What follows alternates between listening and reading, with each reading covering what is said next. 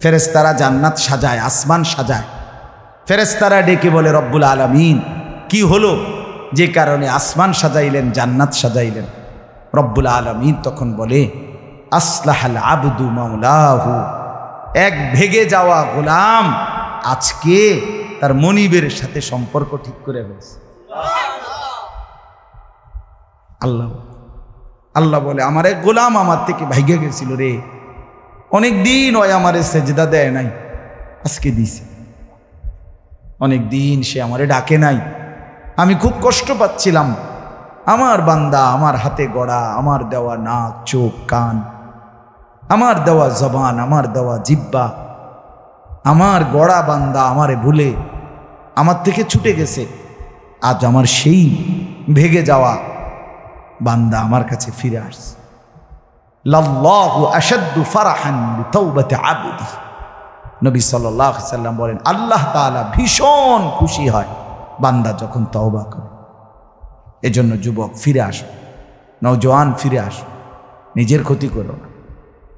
আমি প্রত্যেক দিন বলি ভাইয়া, তুমি মরে গেলে হ্যাঁ পৃথিবীর কিচ্ছু আসবে, এই বন্ধুরা ধোকা ধোকা। একটা ফোলা ফাইন তুমি মরলে খানা বন্ধ করতে হবে, কসম খোদা।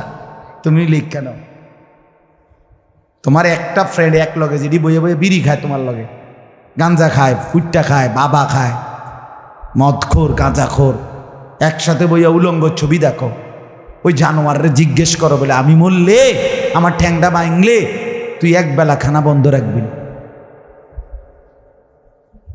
কথা বুঝেন নাই? ধোকা ধোকা, এগুলো ধোকা। ওরা কেউ থামবে না। আরে আপন বাপ মরলে যেই সন্তানরা দিনের বেলা দাফন কাফন করছে, তারা কি সেই সন্তানরা, আপন সন্তানরা রাতের বেলা ভাত খায় না? কথা বলেন না কেন? পাশের ঘর থেকে খানা রান্দা ইয়ে আরো বেশি খায়, আরো একটু গোস্ত লাও, যেই কান্দাটা তুমি কাঁদছো আজগা কি ভাইয়া, তাইলে তাহলে আপন বাপ, তারপরেও তো সন্তান খানা খাইতেছে, তোমার লেগে কাঁদবে কে? এর জন্য পৃথিবী আমাদের কারো জন্য থামবে না ভাইয়া, থামবে না। সামনের গাড়ি অ্যাক্সিডেন্ট করে, পেছনের গাড়ি অপেক্ষা করে না, পাশ কাইটা কাইটা চলে যায়। জ্যাম বাজ্যা গেলে আরো চিৎকার শুরু করে, আরে লোক মরে গেছে, আরে মরলে মরুক বেটা, রাস্তা ক্লিয়ার করতে কও। ঠিক কিনা বলেন না কেন? ধরে বেটা বেটা কেডা মরছে না মরছে বেটা, এর লেগে বুঝি মানুষের রাস্তা আটকায় রাখবে, মানে এই যুক্তি দেখা। তাহলে কেডা মরছে না মরছে মানে তোর মতো এক মানুষ মরছে, ঠিক কিনা বলেন না? তোর মতো এক সুস্থ সবল মানুষ মরছে বেটা, যে একটু আগে হাত নাড়তো পা নাড়তো, সেই মানুষটা এখন রক্তে ভাসতেছে বেটা। পাত্তাও নাই, কিসের সময় কাম, কার হাতে সময়? সবাই মেশিনের মতো যন্ত্রের মতো দৌড়াইতেছে। রাস্তায় দেখেন না সিএনজি অটো কি করে সবাই, কারো হাতে সময় নেই, ঠিক কিনা বলেন? কে কাকে ঠেলিয়া যাবে, কারো হাতে সময় নেই, কে কার জন্য থামবে? এই জন্য তুমি নষ্ট হয়ে গেলে বন্ধু, কেউ তোমারে ফিরাবার নাই, তোমার জন্য ভাববে কেউ, ডাকবে কেউ, কাঁদবে কেউ নাই। আরে আপন মা বাপের তো খবর নাই এখন। আপন বাপ সাইয়া রইছে, দেখে তার ফুতে আজকে 6 বছর 9 বছর এক ওয়াক্ত নামাজ পড়ে না, এবড়া বয়ে বয়ে বিড়ি খায়, বন খায়, চা দিয়া ভিজাইয়া খায়। এবারটার মারছো না চাইতাম, নামাজটা পড়লে পড়ছে, না পড়লে রাতের ব্যাপার। বাবুরে টেহা দনে দিছে, টাকা দিলে খালাস। যদি সুতে টাকা দেয় বাপের কোনো অসন্তুষ্টি নেই, আর যদি টাকা না দেয় এবড়ার গজবে আল্লাহর আরশ কাঁপে। ফুতের উপরে লানত দিতে দিতে, অভিশাপ দিতে দিতে শেষ, কারণ টাকা দেয় না, টাকা দেয় না। পুরা গ্রাম হাইটা হাইটা তখন মানুষের কাছে বদনাম, এই ফোলাগারে মানুষ করছি আমি, এই ফোলার লাইগা জীবন যৌবন শেষ করছি, 12 লাখ টাকা সুদে লইয়া তারে আমি নিজে বিদেশ পাঠাইছি। কত বড় নেয়ামতের কথা! বেশরম মানুষ সুদে টাকা লইয়া আবার মানুষের দ্বারে কও, এত বড় হারাম কইরা আবার কইতেছ, হ্যাঁ 12 লাখ টাকা দিয়ে ফোলা বিদেশ পাঠাইছি আমি, কিস্তি লইছি আমি, সুদে লইছি আমি, আর অন ফোলাগা একটা টাকা দেয় না। তার মানে সম্পর্কটা হয়ে গেছে এখন টাকা পয়সার ভিত্তিতে। আখিরাত কোথায়?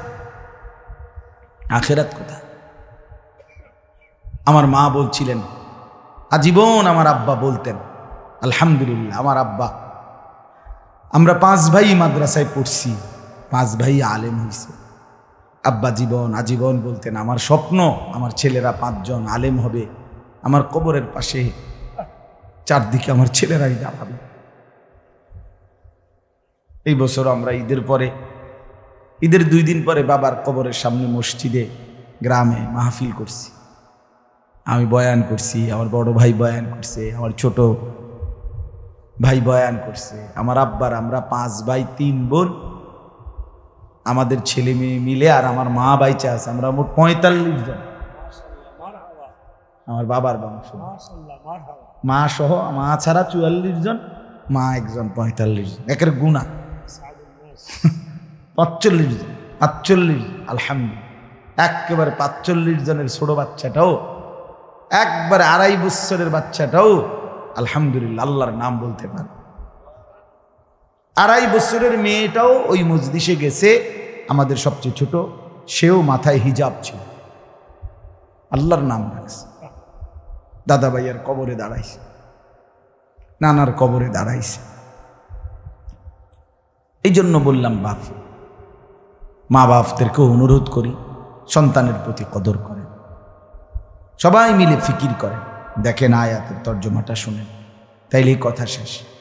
আল্লাহ তাআলা বলেন 25 নম্বর পারা কোরআনুল কারীমের 43 নম্বর সূরাটার, এই সূরার 7টা আয়াত, ব্যাখ্যা লাগবে না, শুধু তর্জমা শুনেন, তাইলেই বুঝবেন। আল্লাহ বলেন 74 নম্বর আয়াত থেকে পড়ছি, ইন্নাল মুজরিমিনা ফি আযাবি জাহান্নামা খালিদুন। আল্লাহ তাআলা বলে, নিশ্চয়ই পাপীরা জাহান্নামের আযাবে চিরস্থায়ী থাকবে। ইন্নাল মুজরিমিনা ফি আযাবি জাহান্নামা খালিদুন, নিশ্চয়ই পাপীরা জাহান্নামের আযাবে চিরস্থায়ী থাকবে। কতদিন? এবার আল্লাহ আবার ব্যাখ্যা করে বলে, বান্দা বুঝেছো? লা ইউফাত্তারু আনহুম, 1 সেকেন্ডের জন্য বিরতি দেওয়া হবে না। জাহান্নামী চিৎকার করে বলবে, মাওলা আমারে মৃত্যু দিয়ে দেন। আল্লাহ বলবে না। জাহান্নামী বলবে, আল্লাহ একটু সময়ের বিরতি দেন, 10টা মিনিটের বিরতি দেন মাওলা। 24 ঘন্টার আগুন, আমারে 10টা মিনিট একটু আলগা থাকতে দেন, আমি যে আর পারছি না মাওলা, এতটা ভীষণ আযাব আমি যে আর সইতে পারছি না মাওলা, আর পারছি না। লা ইউফাত্তারু আনহুম, আল্লাহ বলেন 1 সেকেন্ডের জন্য জাহান্নামের আযাব, আগুন বিরতি দেয়া হবে না। ফাতরাত মানে কি নাই? বিরতি নাই। আহুম ফীহি মুবলিসুন,